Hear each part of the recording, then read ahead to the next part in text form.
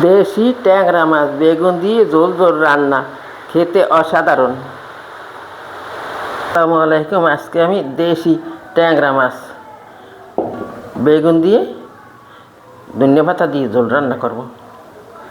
মাছটা আমি কাটিয়ে ভালোভাবে ধুয়ে নিই, হাতে মেখে রান্না করব। হলুদের গুঁড়ো,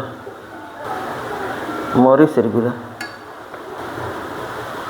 লবণ স্বাদ মতো, ধনিয়ার গুঁড়ো হাফ চামচ, জিরের গুঁড়ো হাফ চামচ, রসুন বাটা,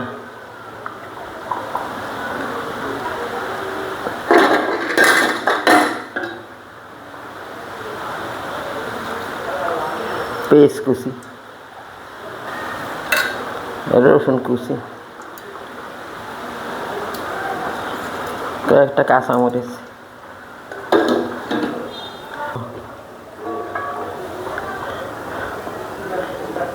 তেল দিয়ে দিলাম এখানে 1.5 টেবিল চামচের মতো।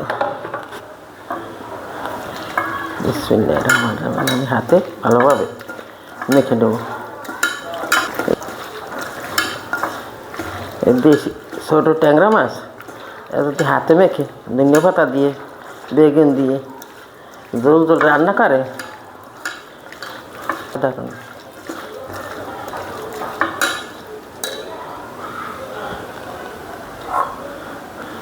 দিয়ে দেবো বেগুনটা। বেগুন দিয়ে আমি হাতে অল্প একটু মেখে নেবো, বেশি নেই। বেগুনটা আমি পাতলা পাতলা সাইজ করে কেটে নিয়েছি। মাদা দিয়ে আগে হাতে মেখে এইভাবে রান্না করতো। আমাদের মতো এত মশলাও দিত না, তবু খেতে অসাধারণ হতো।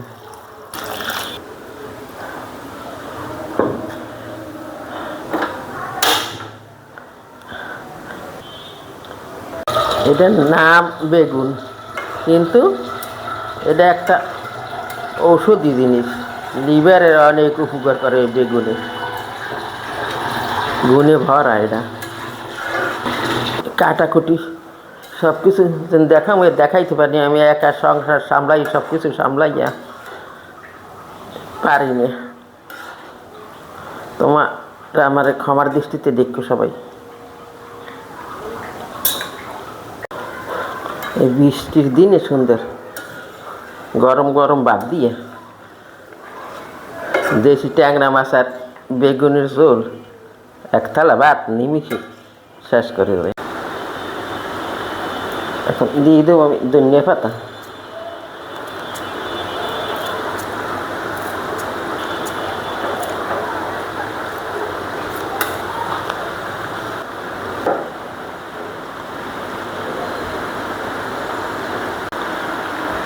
এখন আমি তুলে নেব।